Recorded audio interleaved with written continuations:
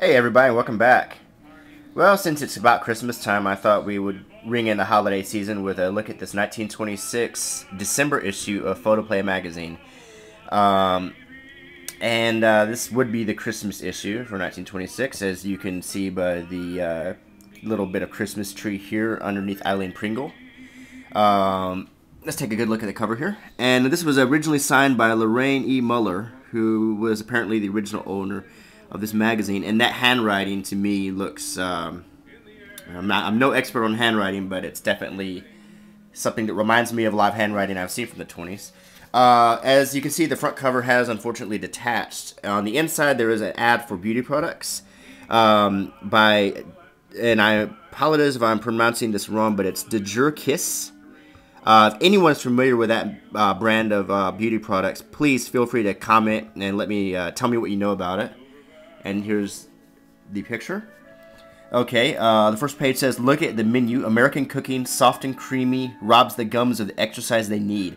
So, it's an ad for a pint of toothpaste.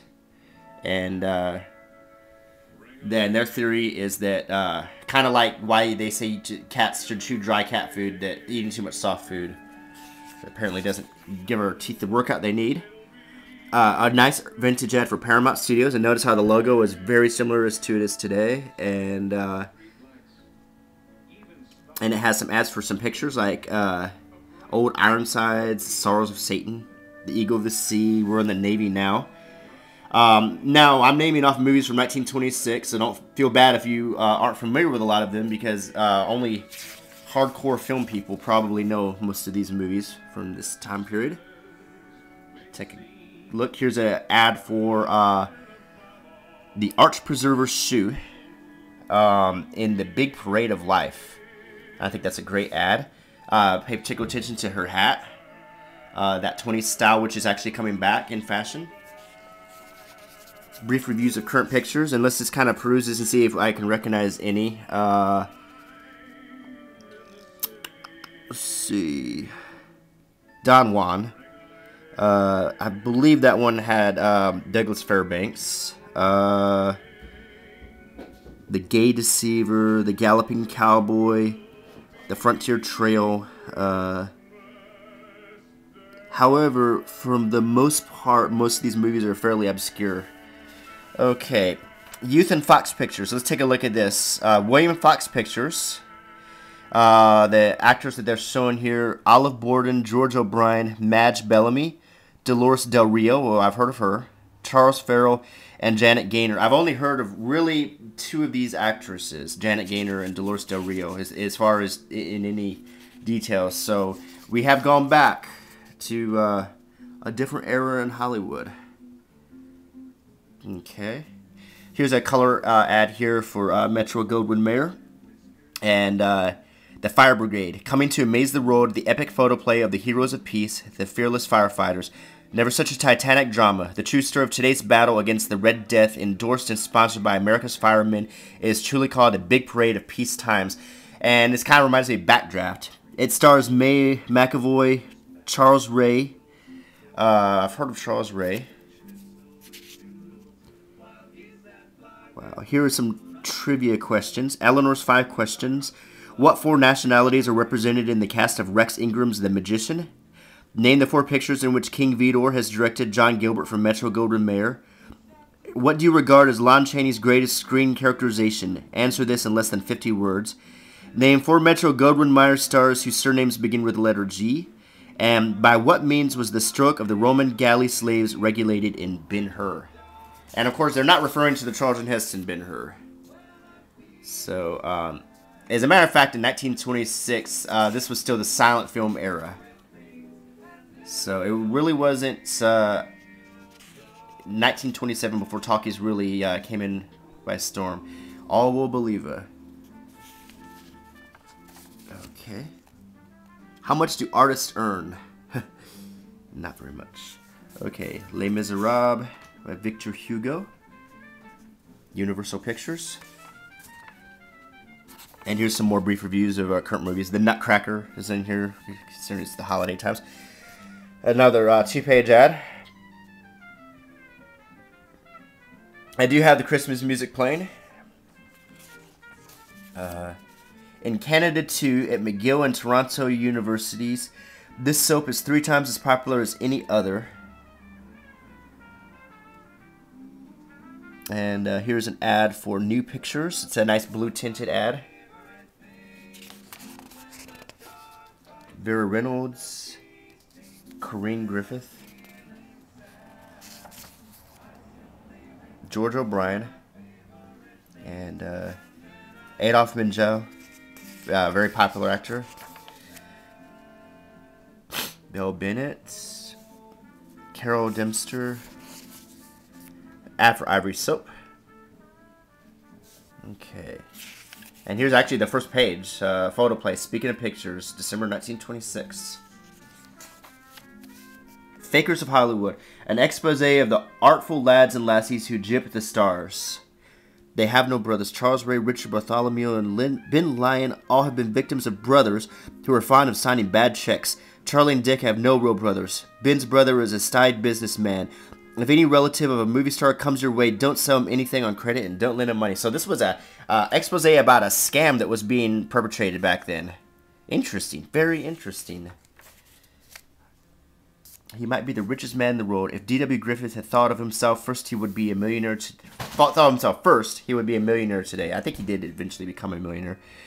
Dorothy Gish. Just take a second to look at these portraits. Mary Pickford, of course. Mary Pickford married Douglas Fairbanks, and that was the first that I know of case of when 2 super celebrities married that their last names were combined into one. In this case, it was Pickfair, which is kind of like Brangelina, you know. I just thought that was a little interesting trivia. They ended up getting a divorce. Okay.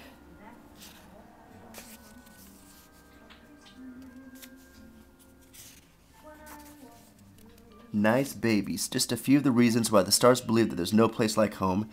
And this is kind of, the stars at home kind of thing, like what they still try to do to this day.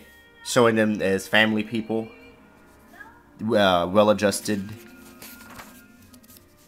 Do they marry for money? This pretty much probably goes without saying. An article about the starlets and if they're gold diggers. You might have noticed in looking at my old magazine reviews that there was a definite sexist undertone in a lot of these.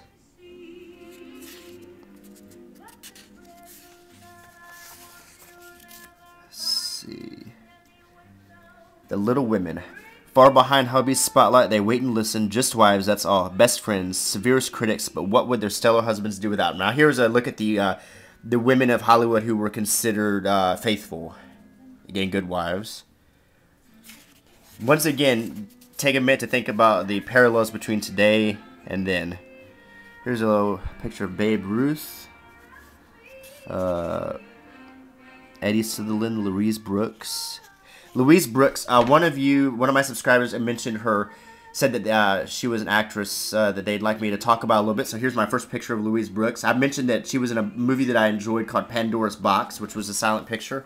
A very powerful movie made in Germany. If you do get a chance to watch it, I highly recommend it. It is available on Netflix. Arabian Nights. Opus Randall finds the sands of the desert are too hot for comfort. Photoplays Honor Roll for 1926.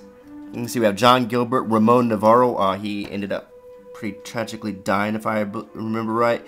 Rudy Valentino died young. Clara Bow, my baby Clara Bow there. Gloria Swanson, John Barrymore.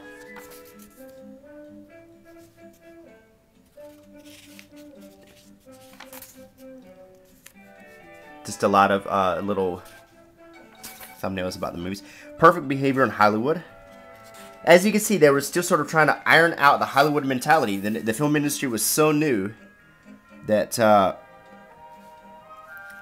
they wanted to come up with all kinds of articles to reassure you that the people in Hollywood were living nice lives.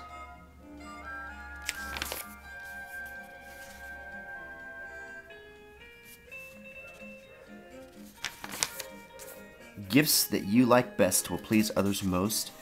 The big boy from Berlin is here. Yeah, this is pre-war. Post-World War I, actually. Some ads for soft things.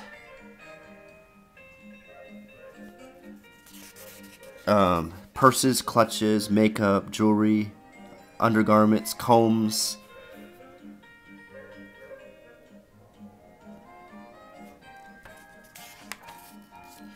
The Synthetic Star. There was a perfume mystery about Ala Alvarez. She reincarnated for Nicholas, the mysterious woman of times long past, of poets long dead. Here's an actor, Cal York.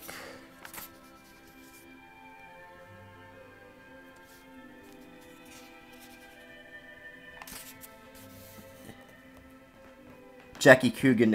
He turned up on the Addams Family years later, played Uncle Fester. He was a child star at the time. Charles Spencer Chaplin Jr. Of course, we all know about Charlie Chaplin. Ralph Forbes. Listerine, another ad for Listerine. These have turned up a lot in my magazine reviews.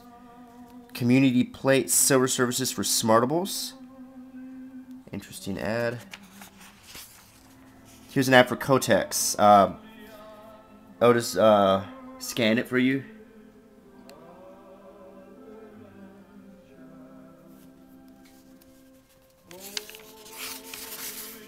Okay. In black and gold metal cases or special holiday wraps. This is Kotex gift sets. Prettier Lips Pompeii lipstick. You can see this was probably considered a woman's magazine, judging by the nature of the ads. I think I mentioned to someone, but if you're wondering what happened to Photoplay, it eventually became Us Magazine. So Us absorbed Photoplay. Ad for buttons. Treat sore throat both inside and out with Absorbine Jr. Basically a liniment. I think I heard when I was young that you could treat sore throats with it. What the stars and directors are doing now, just a quick, like where are they at now report. Another Brown Tanner page about Ben-Hur the movie, which is really fascinating. And they tied in an ad for cologne and perfume here. Let's see, questions and answers. Here's an ad for Marlboro cigarettes, originally marketed for women. Marlboro Man came out to market it for men. But Marlboro, if you can even look at this feminine-looking pack, was originally marketed for women. Men were supposed to smoke cigars at that time. Cigarettes were not chic for men until about another 10 years. When Marlboro completely changed their tactic. And now Marlboro was the very masculine cigarettes for those who still smoke. Ad for diamond watches and jewelry. I'm going to go kind of quickly. She's 19 now, college humor. Hair removal.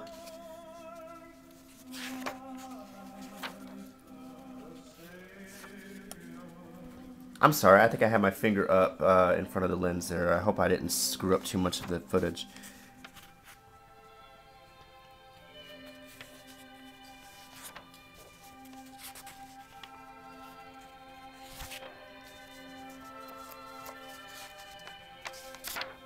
And for Peacock shoes, dollar bottle perfume for you. And I had to get rid of gray hair.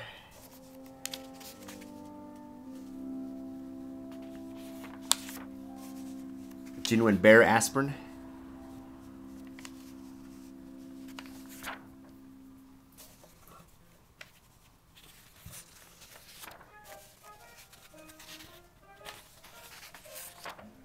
Maybelline.